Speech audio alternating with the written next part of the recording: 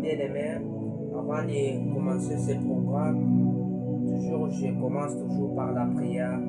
Parce que, à part la prière, je n'ai aucune chose dans ce monde où je peux accrocher ma vie.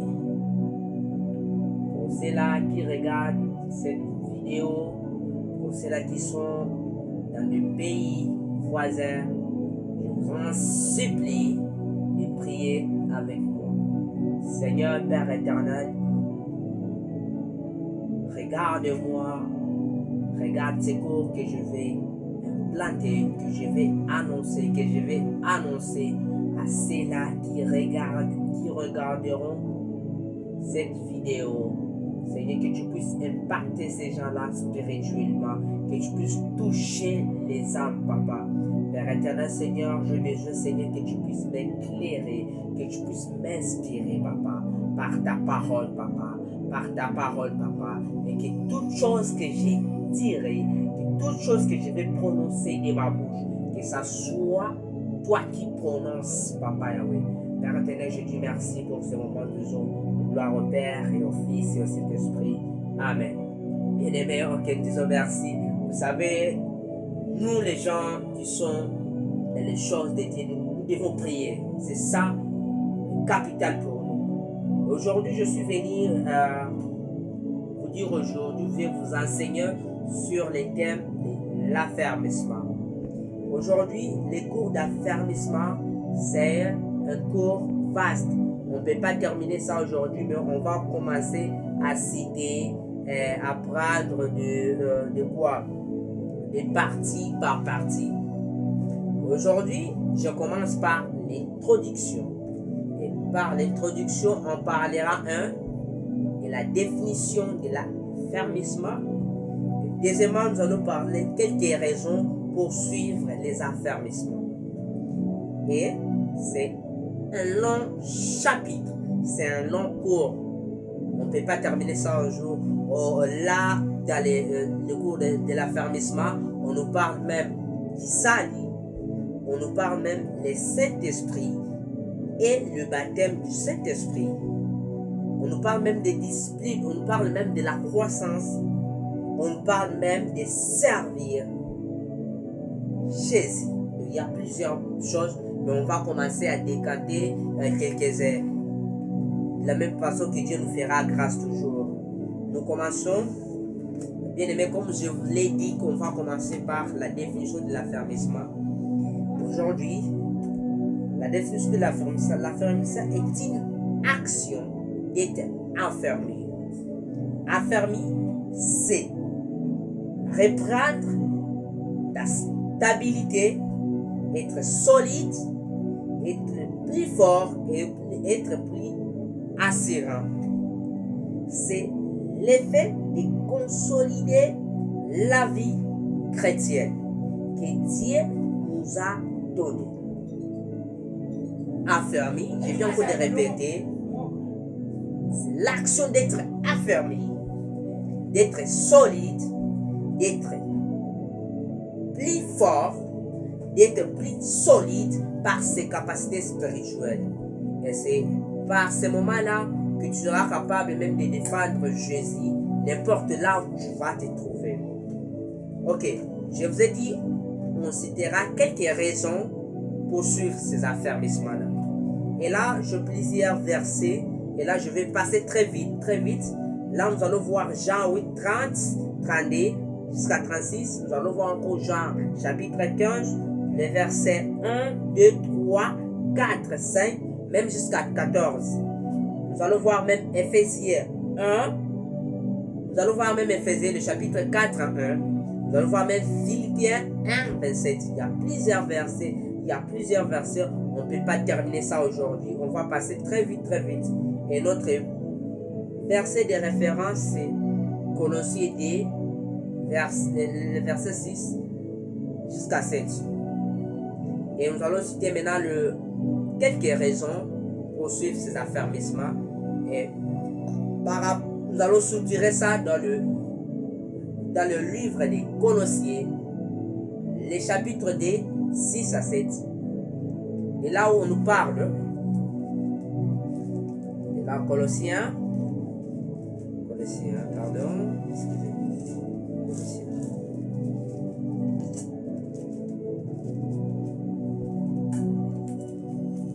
Ok, bien aimé, ok. Colossiens, nous allons lire la Bible de Dieu nous dit, dans Colossiens 10, 6 à 7.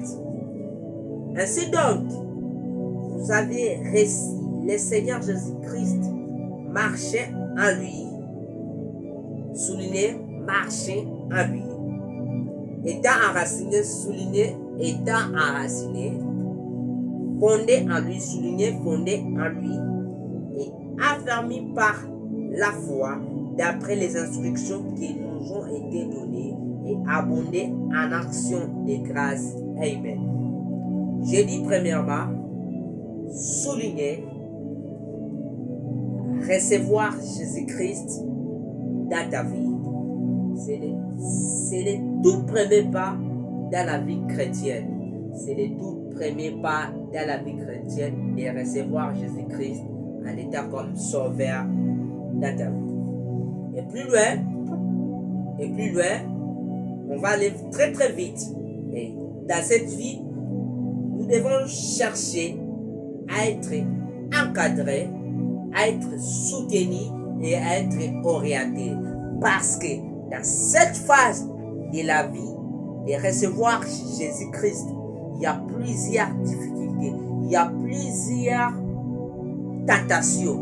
Nous sommes exigés à être encadrés, être soutenus et être orientés. Parce que c'est une vie menacée, une vie risquée. Et par là, pour aller très vite, nous ne devons pas être limités seulement à recevoir Jésus-Christ seulement. La Bible nous dit, marchez en lui.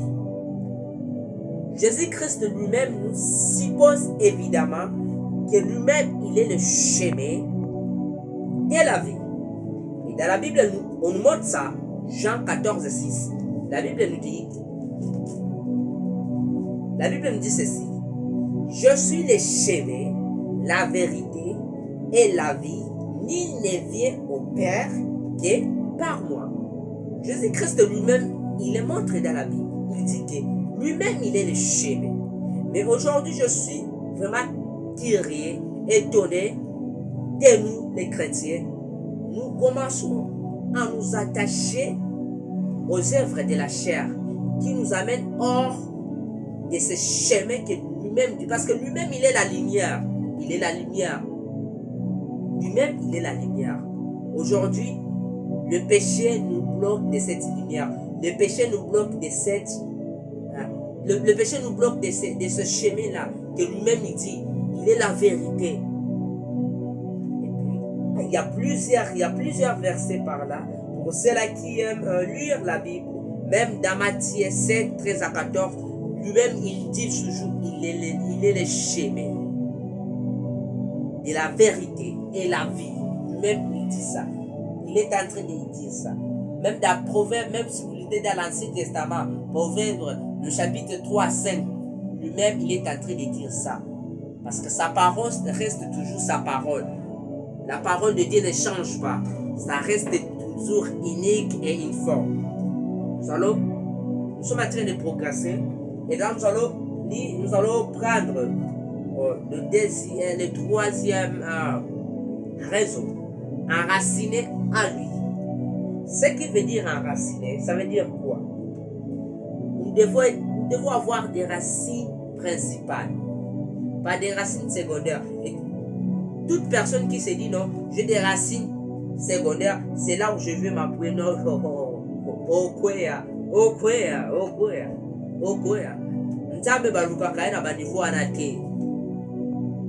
ça veut dire que enraciné, ça veut dire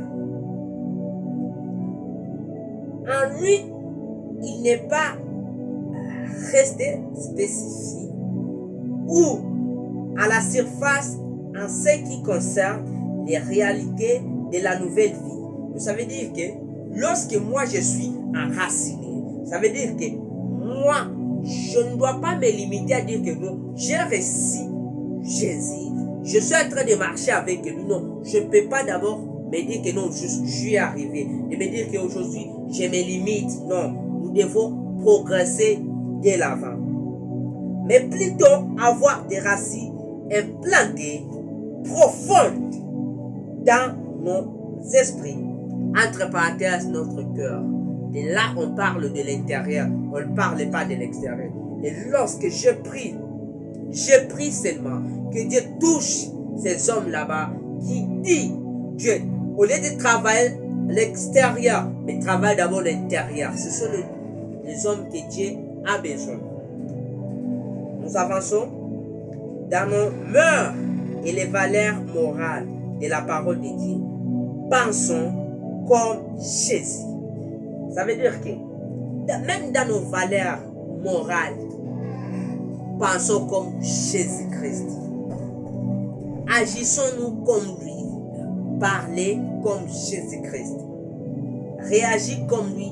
Et même dans les manières où nous sommes en train de faire des choses, nous devons faire comme lui les faisait. Nous devons le faire par amour. Donc nous devons emboîter le pas des œuvres de l'esprit, où on nous parle de l'amour, de la patience. Nous devons faire ce genre de choses. Nous devons parler, nous devons faire comme lui le faisait. S'il guérissait, nous devons le faire aujourd'hui. S'il pouvait ressusciter même Lazare, nous aussi on doit le faire. Parce que nous devons emboîter ces pas. Nous avançons où on nous parle aujourd'hui du fondement. Après avoir parlé de recevoir, de marcher, d'être enraciné, on nous parle aussi du fondement. Du fondement. Par là, nous devons rechercher à avoir un fondement solide. My God, my God, my God.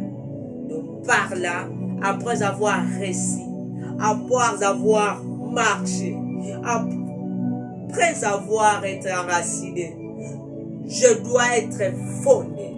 Nous devons rechercher à être solide, avoir des fondements solides, être capable de défendre ces noms-là, être capable d'agir comme lui, être capable à réagir comme lui, être capable à faire comme lui, être capable à obéir comme lui, être capable d'être exemplaire comme lui. C'est ce que nous devons chercher. Après avoir recevoir, après d'avoir été raciné, être marché avec lui, nous devons chercher tout ça. Nous devons être maintenant fondés, rechercher maintenant cette solitude, être solide, être capable à défendre notre foi dans le Seigneur Jésus-Christ avec des éléments bien présents. Et là, nous allons lire dans 1 Pierre, le chapitre 3, 15 à 16.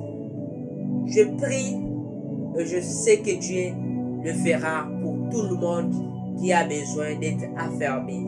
Et je crois par la grâce de Dieu, il accomplira. Et je vais laisser tout le monde et que cette parole que je suis en train de parler, que ça touche ces hommes-là qui ont soif et qui ont besoin d'être éclairés par le Saint-Esprit. Nous te disons, Père éternel, merci.